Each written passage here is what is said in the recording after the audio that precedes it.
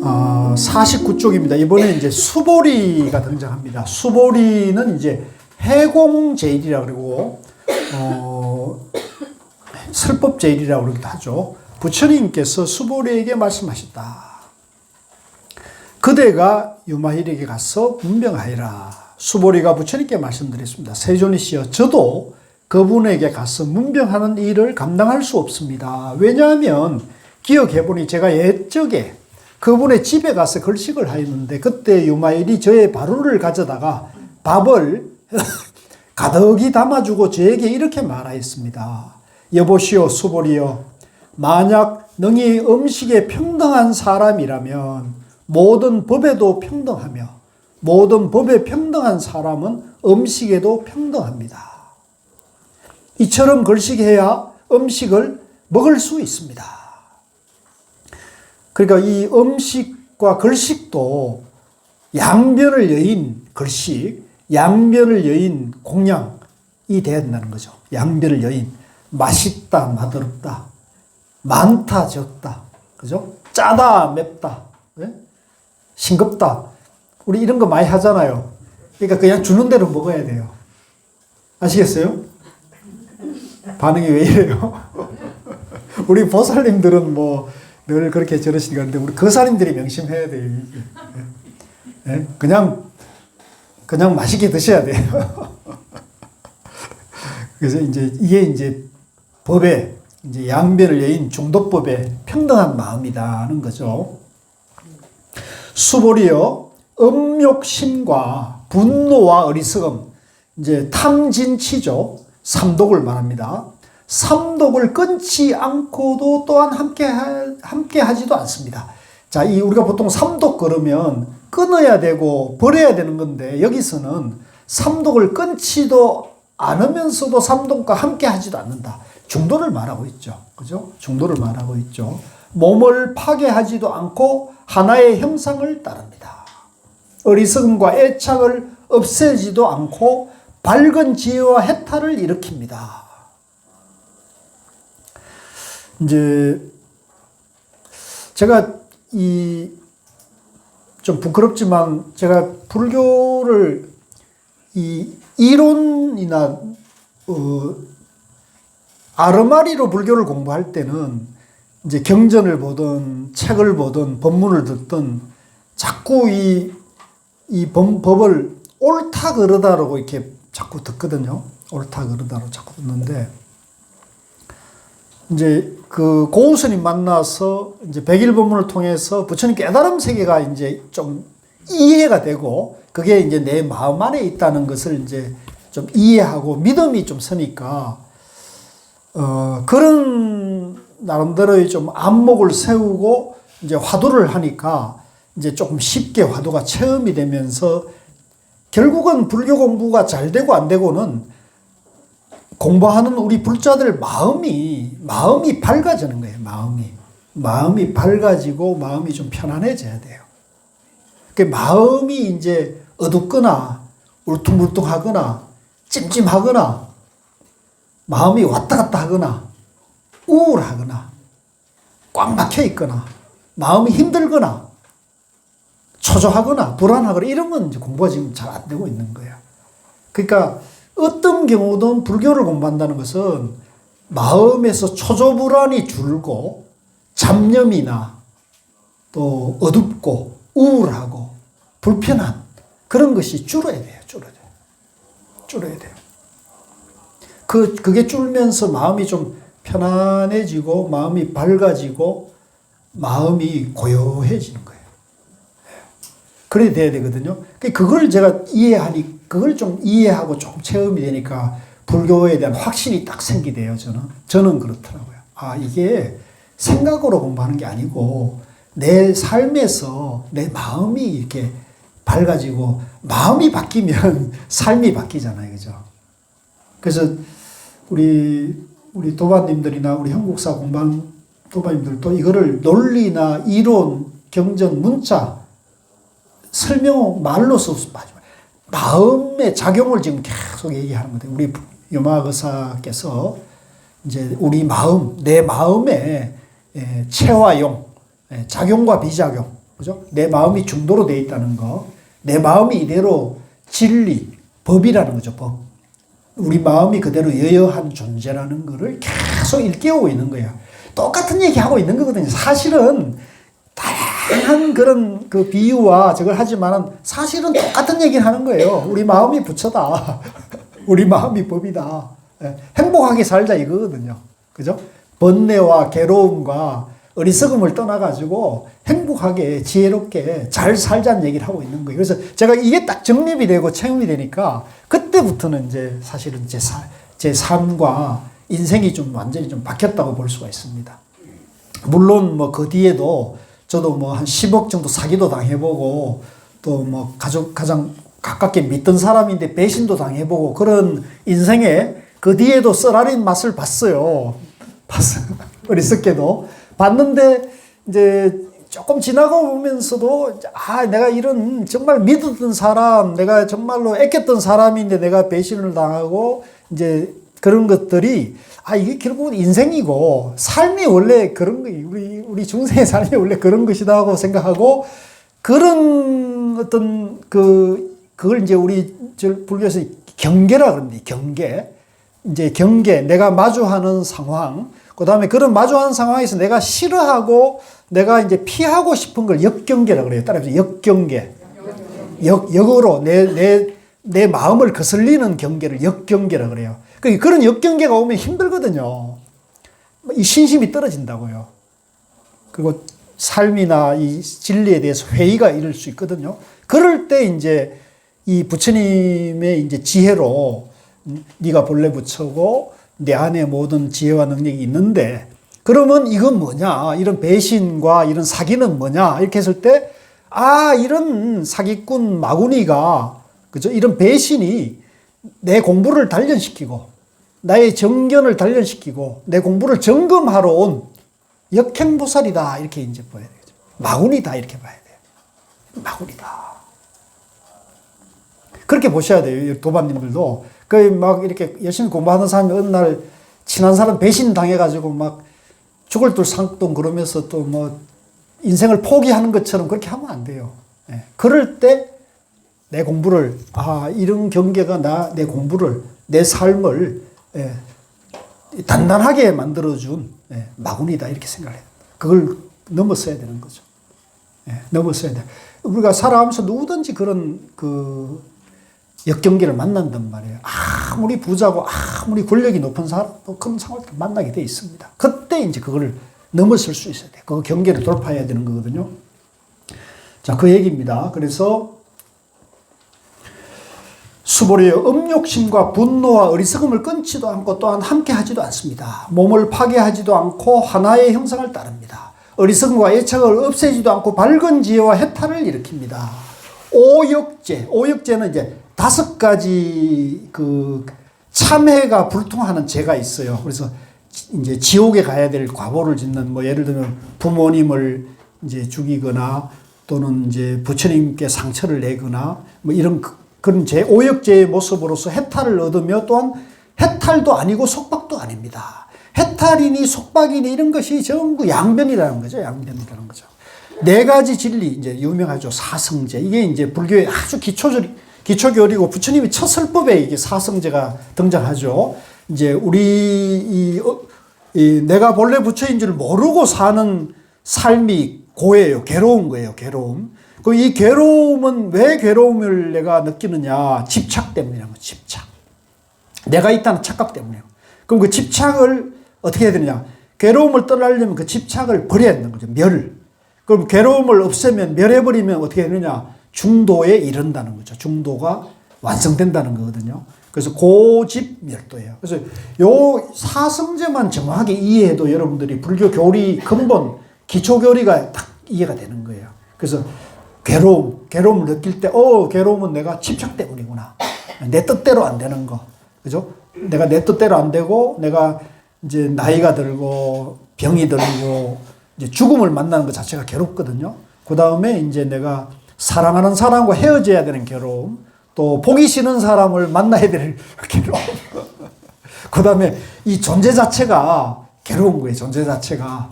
먹어줘야 되고 다독여줘야 되고 관리를 해야 되잖아요. 그러니까 오온이 고다 이런 말을 쓰고 있습니다. 그래서 요게 이제 네 가지 진리를 보지 않으나 그 진리를 보지 않는 것도 아니며 결과를 얻지 않으나 결과를 얻지 않는 것도 아니며 범부가 아니나 범부의 법을 떠난 것도 아니며 성인이 아니나 성인이 아님도 아닙니다.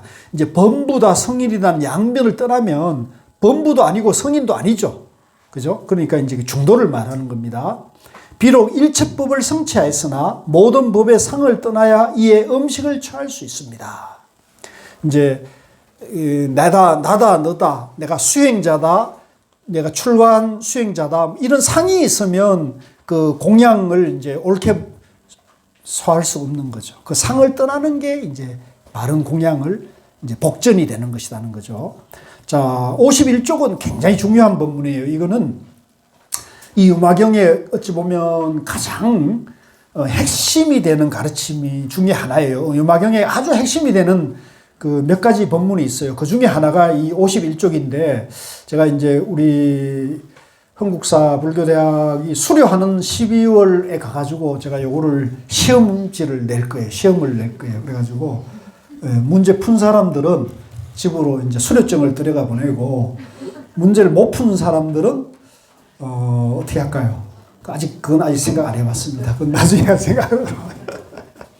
자, 그러니까 정신 똑바로 차리고 들으셔야 돼요. 수보리여. 같이 읽읍시다. 시작. 수보리여 부처님을 보지 말고 법을 듣지도 말며 저 외도들의 육사인 불안나가습과 말가구리 사이자와 산자야 바라지자와 아기다시 시본바라와 가나구타 가전년과 니건타야 제자 등이 그대의 스승이니 그들로 말미암아 출가하여 그들 스승이 떨어진 곳에 그대도 또한 떨어져야 그의 가히 음식을 취할 수 있습니다. 수보리여 온갖 삿된 견해에 들어가서 저 언덕에 이르지 말며 8가지 어려움에 머물러 어려움이 없음을 얻지 말며 번뇌와 함께 청정한 법을 떠나십시오. 그대가 무쟁삼매를 얻으면 일체 중생도 이러한 선정을 얻습니다. 그대에게 보시하면 복전이 되지 못하며 그대에게 공양하는 사람은 사막도에 떨어집니다.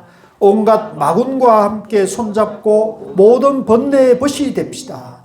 그대는 온갖 마군과 모든 번뇌와 똑같고 다를 것이 없습니다. 여기까지인데요. 이 본문이 무슨 뜻입니까? 그대는 온갖 마구니와 모든 번뇌와 똑같고 다를 것이 없습니다. 우리가 마구니와 번뇌와 같은 겁니까? 다른 겁니까? 같아요? 왜 같아요? 남은 것부터가 양극단에 떨어진 건데 부처님께서는 중생이니 부처니 하는 것 또한 그건 잘못된 거고 중생이란 이름 붙일 것도 없으니 그래 바로 중도고 진리이기 때문에 다를 게 없습니다. 그렇죠. 네. 이해되셔요? 그러니까 우리 이제 그렇게도 설명할 수 있고 이걸 이제 교리적으로는 이렇게 이해하시면 돼요. 마구니도 중도 연기로 존재하고 번뇌도 중도 연기로 존재한단 말이에요. 그죠? 일체 존재가 중도 연기로 존재하는 거잖아요. 일체 존재가, 일체 만물이. 그러니까 나도 중도 연기로 존재하고 마구니도 중도 연기로 존재하고 성당에 나가는 분도 중도 연기로 존재하고 교회에 나가는 분도 중도 연기로 존재하는 거예요. 부처님도 중도 연기로 존재하는 거예요. 그러니까 온갖 마구니와 모든 번뇌와 똑같고 다를 것이 없다는 것은 내가 중도 연기로 존재하기 때문에 모든 일체 만물이 유형무형이 정신적인 것이든 물질적인 것이 전부 중도 연기로 존재하는 거니까 마군과 번뇌와 내가 다를 것이 없다. 똑같다. 이게 이제 그렇게 이해되죠. 예, 그렇게 이해돼야 되고 또 이제 또 다르게 말하면 마군과 번뇌는 양변에 떨어진 것인데 내가 못 깨달았으면 똑같은 것이다. 그죠? 근데 이제 내가 깨달으면 같은 거, 깨달아도 같은 것이고 못 깨달아도 같은 것이죠. 그죠? 그렇게 되는 것이죠. 그래서 자, 다시 위로 올라가지고요. 51쪽에 이건 이제 굉장히 중요한 본문이고 또 고우 스님께서 가끔 이 본문을 하셨어요. 수보리여 부처님을 보지 말고 법을 듣지도 말며 저 육사 외도들이 그대들의 스승이니 이게 무슨 말이에요? 이게 외도가 되란 말이잖아요. 그죠? 부처님 보지 말고 부처님 설법도 듣지 말고 저 육사 외도들이 그대들의 스승이니까 그들과 함께 하라는 얘기거든요. 이게 무슨 말일까요? 이건 부처님 배신하고 육사 외도를 스승으로 삼으라는 얘기잖아요. 선지식을 그들을 네. 선지식 삼아서 네. 내가 깨닫거나 내가 긍정각을 이룰 수 있는 그런 법의 스승으로 삼아라, 그런 뜻 아닐까요? 이제 말은 그래 말할 수가 있는데 근데 이제 외도들은 스승이 될 수 없잖아요. 외도는 진리를 깨친 사람들이 아니고 그들도 예. 순도 연기로 이루어진 존재이기 때문에 예. 그들 또한 부처이죠.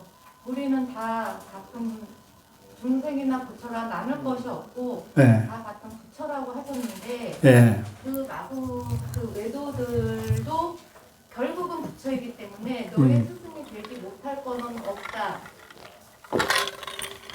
예. 아유 우리 그 어머님이 그동안 공부를 좀 쉬진 않으신데 박수 한번 쳐줘야겠네요. 아유. 네. 그러니까 이제 우리가 이제 이 불교를 잘못 이해하면 이제 부처님과 외도가 양변이 돼가지고 그죠? 부처님은 나의 스승이고 이제 외도는 나의 스승이 아니다는 분별이 있잖아요. 그래서 이 분별 양변에서 공부를 하면은 부처님 가르침이에요, 아니에요? 이 양변이잖아요. 그건 부처님 가르침이 아니라는 거죠. 그러니까 부처님을 보지 말고 부처님의 설법도 듣지 마라. 부처님 법에 집착하거나 부처의 양변에 떨어지지 말라는 얘기를 이렇게 지금 한다고 봐야 되거든요. 저도 뭐 사실 이거 정확한 뜻은 제가 유마거사가 아니기 때문에 모르지만 제가 받아들일 때는 그렇게 받아들여지는 거예요. 여러분들도 뭐 더 좋은 생각이 있으시면 더 훌륭하게 설명할 수도 되는데 부처다 외도다 양변에 떨어지게 되면 그건 부처님 가르침이 아니다는 거죠. 그걸 다시 이제 일깨우는 거죠. 그러니까 부처님을 보지 말고 법을 듣지도 말며 양변에 떨어지지 말라는 거죠. 또 반대로 외도들이 육사외도는 이제 부처님 당시에 이제 부처님께서 이제 외도라고 이제 크게 보면은 외도가 이제 가장 큰 외도는 사실 브라만이라는 외도가 있어요. 브라만교로 이제 그 브라만교 이제 힌두교의 모태가 되는 고대 신앙이 있어요. 근데 그 브라만이 이제 외도죠. 이제 그거는 뭐 일단은 차치하고 브라만에서 이제 독립해서 부처님은 이제 독자적인 불교를 이제 중도를 깨쳐서 독자적인 교파를 세운 게 이제 불교 성가예요. 근데 이제 그 불교 성가와 비슷한 독립된 6가지 이제 외도, 이제 정법을 가리킨 게 아니고 이제 좀 사도를 가리키는 서성들이 있었다는 거죠. 6가지 육사외도라 그럽니다. 아주 유명한 육사외도인데 육사외도 등이 그대의 서성이니 그러니까 꼭 부처님만 그대의 서성으로 삼으면 저들은 서성이 아니다 그러면 양변에 떨어지니까 부처님도 당신들은 부처님을 스승으로 삼고 있으니까 부처님만 스승으로 삼지 말고 저분들도 스승이 능이 돼야 된다. 왜? 저분들도 본래 부처다는 거죠. 부처님이나 육사외도나 전부 부처님의 성품을 가지고 있는 존재이기 때문에 차별을 하면 그거는 부처님 가르침이 아니다. 이 얘기를 하는 거라고 저는 이해하거든요. 제가 잘못 볼 수도 있어요. 또 이거보다 더 심오한 뜻이 있을 수 있는데 그래서 사실 이게 어려운 거예요.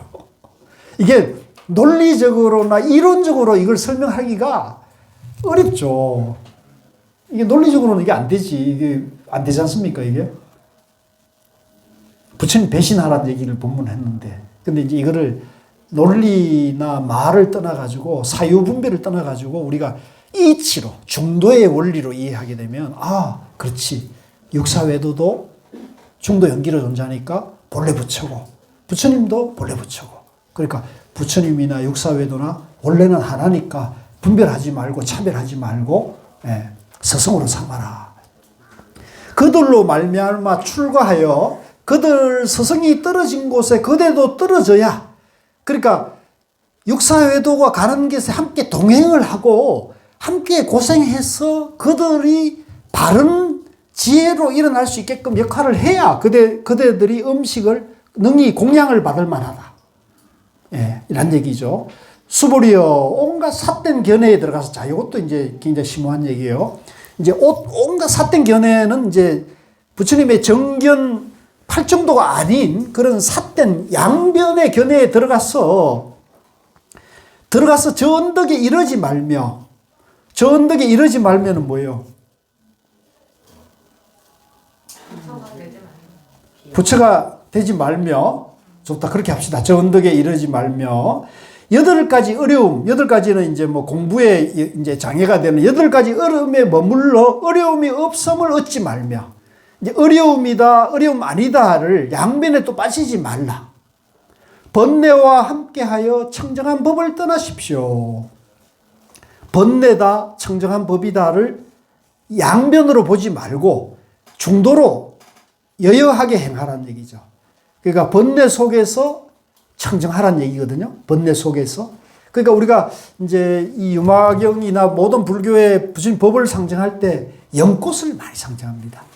연꽃이, 그죠? 더러운 물이나 이제 물에 있는데 그 연꽃이 물에 있더라도 연꽃은 물에 젖지 않잖아요. 그죠? 그러니까 그 여러 삿된 견해와 번뇌와 판란 속을 떠나가지고 따로 깨달음과 따로 도를, 정도를, 중도를 얘기하는 게 아니고, 삿된 도와 삿된 견해와 8가지 어려움과 번뇌, 티끌, 중생 속에 함께 하면서 거기에 물들지 않아야 된다. 이렇게 우리가 이해를 해야겠죠. 예. 그렇게 이해하면 이게 이해돼요. 참 어려운 얘기죠. 굉장히 심오한 얘기예요. 그래서 대성이 참 어려운 거예요. 그래서 초기 경전을 공부하는 사람들, 이런 법문을 보면 그분들은 부정하죠, 이런 얘기를. 거기는 왜냐하면 부처님만이 우리의 스승이고, 부처님 아닌 분은 우리는 스승이 아니다, 이렇게 배운 분들이거든요. 근데 이제 지금 남방에서 이렇게, 지금 제가 이제 부처님만이 우리의 스승이고, 그 이외에는 전부 외도다, 이렇게 지금 남방에서 그렇게 공부를 하고 있거든요. 그러니까 그거를 보고 이제 그거를 유마거사가 대성의 이제 법사들이 야단치는 거죠. 당신들 그렇게 하면 안 된다. 부처다, 부처 아니다는 식으로 나눠가지고 그렇게 해가지고는 불교가 대성의 큰 길을 갈 수가 없다는 거죠. 서로 패거리가 내주고 양변에서 공부를 하니까 그건 부처님 가르침이 아니고 그건 불교가 아니다는 얘기죠. 그래서 그 얘기를 이제 유마거사가 여기서 이제 경책을 하는 것이라고 저는 이해되고, 그래서 이것이 저는 맞다고 봐요. 이런 법문을 우리가 이해할 때 불교에 대한 이해가 넓어지고 깊어지는 거거든요. 그렇죠? 네. 뭐 제가 잘못 새겼으면 얘기하십시오. 제가 옳다는 건 아니고 저는 그렇게 봅니다. 그대가 무쟁삼매를 얻으면, 무쟁삼매는 이제 다툼이 없는 삼매를 얻으면 중도 삼매입니다. 중도 삼매를 얻으면 일체 중생도 이러한 선정을 얻습니다. 왜? 그대나 일체 중생이나 다를 바가 없는 거잖아요. 그대가 얻으면 다 얻는 거고, 그죠? 왜 너만 특별하다고 생각하느냐? 아니다. 그대에게 보시하면 복전이 되지 못하며 그대에게 공양하는 사람은 사막도에 떨어집니다. 이제 나다 너다를 나누어 가지고 나는 부처님 제자다, 나는 깨달았다, 이런 마음이 있는 사람은 부처님 복전이 될 수가 없다. 왜? 상이 있잖아요. 상. 그건 부처님 가르침이 아니죠. 그러니까 그런 상, 내가 깨달았다, 나는 이만큼 닦았다, 이런 생각이 있으면 그건 복받이 될 수 없다. 그런 상을 떠나야 진정한 보시, 공양, 복전이 된다는 거죠. 그대에게 공양하는 사람은 사목도, 이제 공양 받는 것도 문제지만 공양하는 사람도 또 문제거든요. 그러니까 제대로 수행하지 않고 외도나 삿된 길을 행하는 사람에게 막 공양하면 어떻게 되는 거예요? 그것도 사막도에 떨어진다는, 이거 좋은 거 배웠네. 우리 도마님들도 잘 명심하십시오. 내가 훌륭하신 수행자에게 공양을 해야지, 예? 그런 사람도 많죠. 예. 온갖 마군과 함께 손잡고 모든 번뇌에 벗이 됩니다. 멋있잖아요. 근데 이런 거는 이제 우리가 이제 잘 경계를 해야 돼요. 이제 정견이나 이제 도에 대한 안목이 갖춰지지 않은 상태에서 이제 마구니와 이제 불법과 마구니, 부처와 마구니, 도인과 마구니를 구분하지 못했는데 이제 도인을 마구니로 착각할 수도 있고 마구니를 또 도인으로 착각해가지고 할 수도 있잖아요. 그죠? 이제 그게 이제 정견이 쓰는 게 중요하죠. 제 눈에는 그런 게 좀 보이더라고요. 좀 아닌데 자꾸 도인으로 알고 그런 게 좀 있거든요. 온갖 마군과 모든 번뇌와 똑같고 다를 것이 없습니다. 온갖 마군과 함께 손잡고 모든 번뇌의 벗이 됩니다. 이제 그러더라도 이제 온갖 마구니와 온갖 외도와 온갖 이제 잡신들과도 어울리고 소통하면서 이제 그들이 가는 곳에 함께 하면서 그들이 바른 길로 가도록 이제 일깨워야 된다는 거죠. 참 대단하지 않습니까? 근데 이제 남방의 가르침은 이걸 끊어라, 떠나라, 함께 하지 마라 이렇게 얘기하거든요. 근데 여기서는 그렇게 함께 해야 된다. 굉장히 깊고 그래서 저는 이 유마경을 보면서 이번에 지난 여름에 이제 화엄경 입법 개품하고 이제 이걸 보면서 대성의 가르침이 정말로 이게 깊고 굉장한 거다 이런 생각이 들고 이제 다만 이 가르침이 이제 깊은데 이거를 실천하는 행하는 거는 또 이게 쉽지 않거든요. 그래서 예를 들면 저 같은 사람도 좀 약간 결벽증이 있어요. 이제 쉽게 말하면 좋은 스님, 나쁜 스님 이런 게 있거든요. 제가 종단에 오랫동안 살다 보니까 약간 제가 근데 병통인데 이제 우리가 이거 많이 보잖아요. 그러니까 뭐 욕심을 부리거나 사심을 부리거나 사욕을 하는 게 이게 좀 보인다고요. 본인들은 못 본다고 생각할지 모르지만 보이거든요. 옆에 있으면 그게 보이거든요. 그러면은 이제 그런 것이 좀 싫잖아요. 또 저도 그런 게 약간 그런 게 있어서 싫거든요. 그래서 제가 이제 산중에서 이제 도인을 찾자고 해가지고 고수님 만난 건데, 근데 이제 이 대성 중도 연기의 가르침 깊이 이해하고는 내가 생각이 좀 편향됐구나 이런 생각을 제가 반성을 하고 있습니다. 지금도 내가 너무 옳고 그름을 이렇게 그게 경우에는 힘이 되는데 이제 활동을 할 때는 이게 이제 그 활동을 제약시키거든요. 그죠? 자기 발목을 자기가 잡는 것이 되는 거예요. 그래서 우리 도반님들도 특히 사업하시는 분들 또 많은 대중을 접하시는 분들은 이제 옳고 그름에 대해서 너무 그걸 이제 구분은 하되 차별하면 안 돼요. 구분은 하되 이제 평등하게 대하는 것을 이제 단련을 하셔야 되거든요. 그게 이제 이런 법문을 이제 공부하는 것이 그겁니다.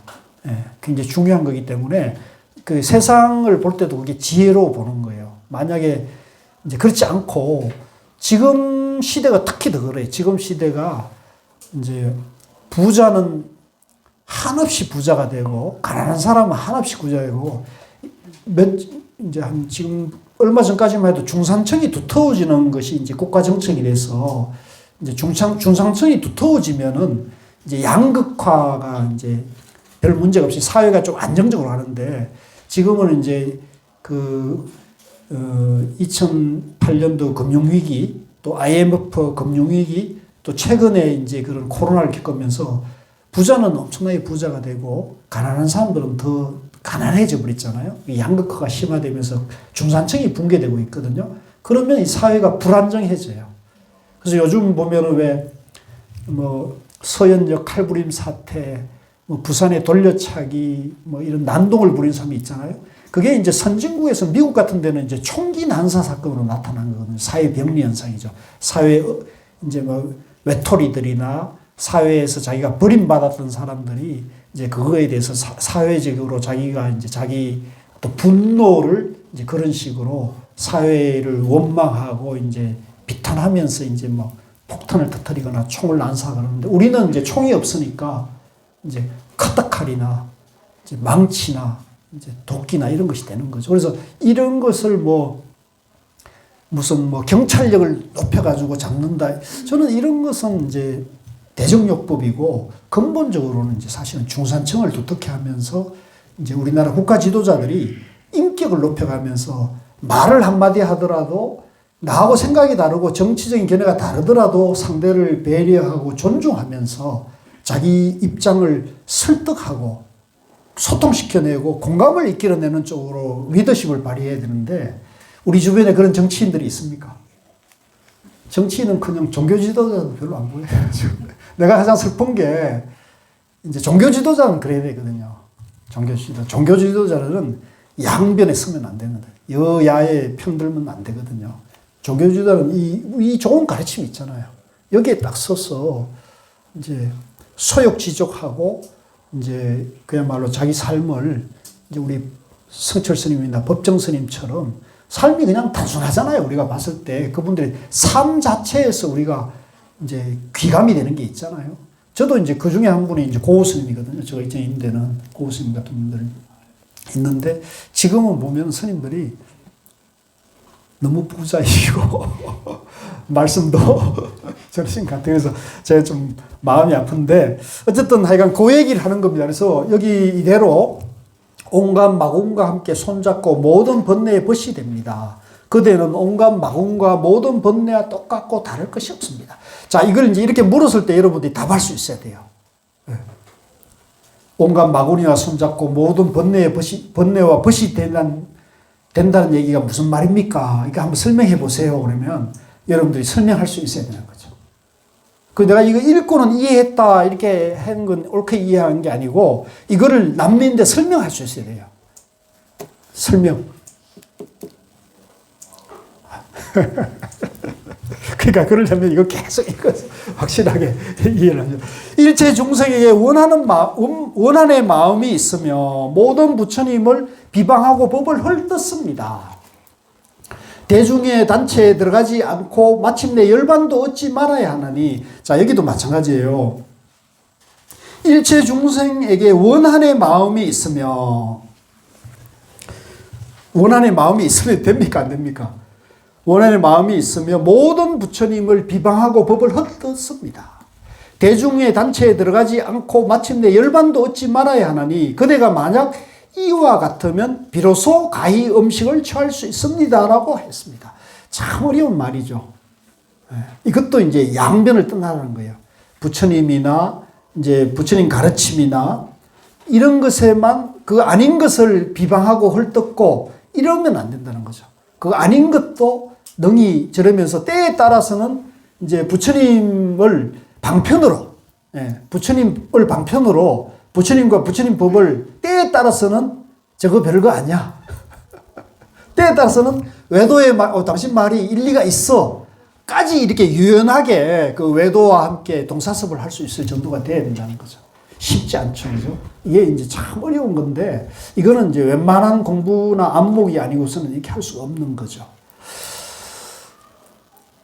그때 저는 세존이시여 이 말을 듣고 망연자실하 했습니다. 이게 뭐 황당한 얘기 아니겠어요. 그죠? 양변에서 보면 이건 말도 안 되는 얘기거든요. 그러니까 완전히 멘붕이 됐겠죠. 이것이 무슨 말인지를 알지 못했으면 어떻게 답을 해야 할지 알지 못했어. 곧 바로를 이제 탁발하러 갔다가 쫄쫄 굶고 이제 바로를 거두어가지고 집을 나오려 했습니다. 밥 먹을 자격이 없었다고 스스로 이제 깨달은 거예요. 그때 유마일이 말했습니다. 여보시오, 수보리여. 바루를 가져가시고 두려워하지 마시오. 왜냐하면 열애께서 변화하여 만든 사람이 만약 이 일을 따진다면 어찌 두려움이 있겠습니까? 그렇죠? 일체가 부처고 외도도 부처인데 두려움이 어디 있겠냐 말이에요. 두려움이란 없는 거다 하는 거죠. 양변을 떠나면 두려움이 없는 거죠.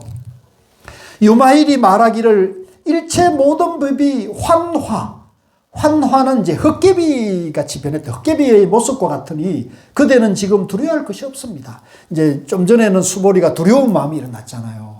야, 저런 외도들하고 가깝고 외도를 스승으로 삼으려고 부처님을 비방할 수 있어야 한다는 얘기를 들었을 때는 말이 안 되고 멘붕이 왔는데, 그래서 모골이 송연했는데 이제 다시 그거는 그런 뜻이 아니다. 지금 그대가 지금 양변에 떨어져 가지고 그런 거니까, 그 양변에 떨어진 것은 두려운 마음이 일어난 것은 그것은 착각이다. 환이단 말이죠. 환. 왜냐하면 일체의 언설이 이 한 환하의 헛개비 같은 모습을 떠나지 않았습니다. 지혜로운 사람들은 문자에 집착하지 않기 때문에 두려운 바가 없어요. 지혜로운 사람은 어느 문자에 집착하지 않는 거죠. 그 말에 외도니 마구니니 또 번뇌니 그죠? 그런 육사외도니 이런 건 전부 이름이다. 예. 부처나 육사외도나 본래 부처다는 거죠. 하나다는 거죠. 그죠? 그러니까 그것을 알면은 뭐가 그렇게 두려움에 떨고 분별에 떨어지고 그러냐. 그건 다 착각이라는 거죠. 외도로 나타난 모습이나 마구니로 나타난 모습이 다 헛개비인데 그거 부처로 나타난 모습조차도 헛개비다. 그거에 집착하지 말고 차별하지 말라는 거죠. 그러면 두려울 것이 없다는 거죠. 그래서 우리 도반님들도 살아가시면서 제가 이제 불교에 좀 지혜에서 좀 위안이 되고 이런 힘이 되는 것은 이제 그 중도 연기를 이해하고 불교의 이제 그런 가치관을 좀 가지고 그것이 화두로 조금 체험되니까 왠지 모르게 내 마음에서 좀 자신감이 생기는 거예요. 마음이 좀 편안해지고 좀 밝아지니까 예전에는 막 초조하고 불안하고 그죠? 공부가 잘 된다 안 된다 이제 좋고 나쁜 차별심이 많았는데 그것이 이제 좀 그렇게 보면 안 된다 양면을 여의고 봐야 한다는 걸 이제 알고 그렇게 보니까 조금 뭐랄까 좀 당당해지고 조금 이렇게 그런 게 있어요. 그래서 이제 예전에는 총무원장 스님이나 뭐 이런 분들 만나면 괜히 위축되고 이렇게 눈치 보는데 그 뒤로부터는 제가 조금 이렇게 당당해졌어요.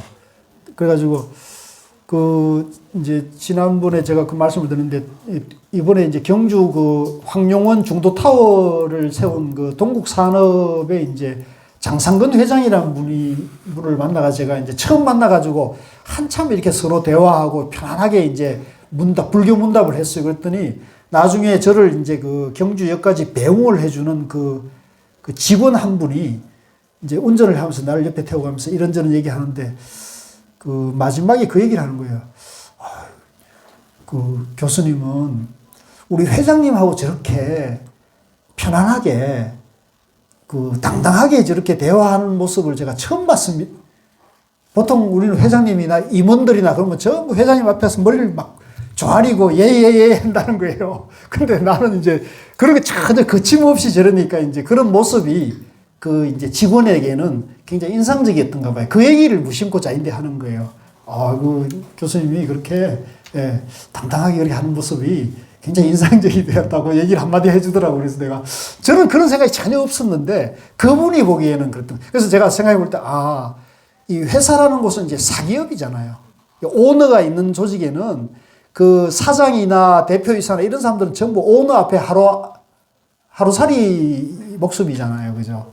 공무원들은 물론 이제 임기나 이런 것들이 보장되어 있지만은 이제 그 인사권자 앞에서는 특히 사기업은 특히 더 그렇죠. 그러니까 훨씬 더 사기업이 이제 회장들에게 그 직원들이나 임원들이 좀 내가 봤을 때는 약간 굴종적인 그런 문화가 있는 것 같아요.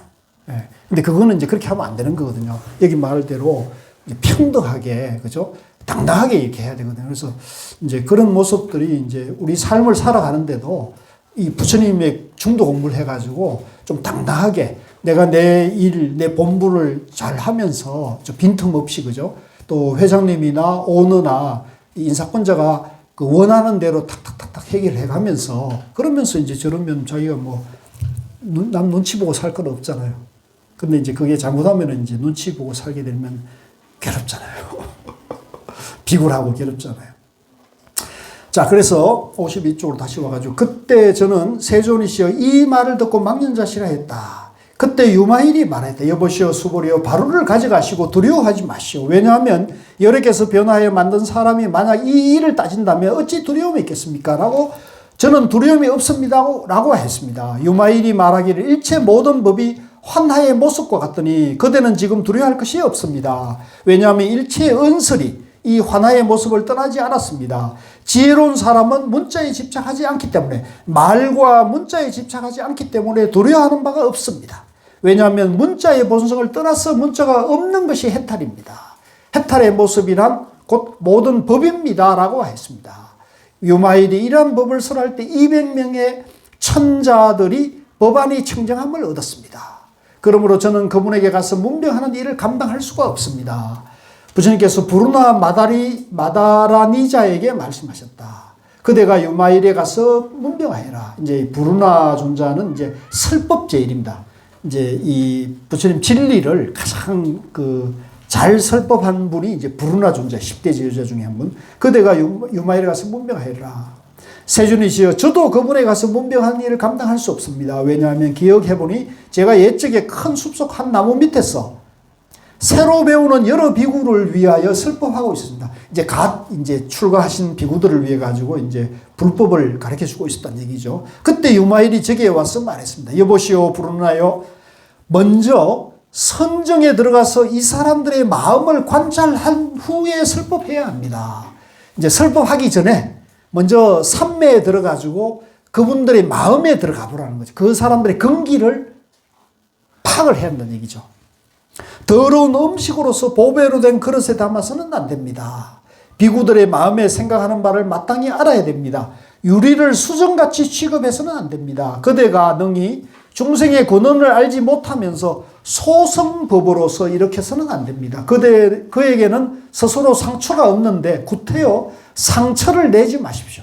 이 얘기는 이제 거꾸로 말하면, 이제 제가 이제 고 스님 처음 뵀을 때 불교가 뭡니까? 스님 그랬더니 왜 멀쩡한 양반이 쌍놈이 되려고 합니까? 이렇게 답을 하셨어요.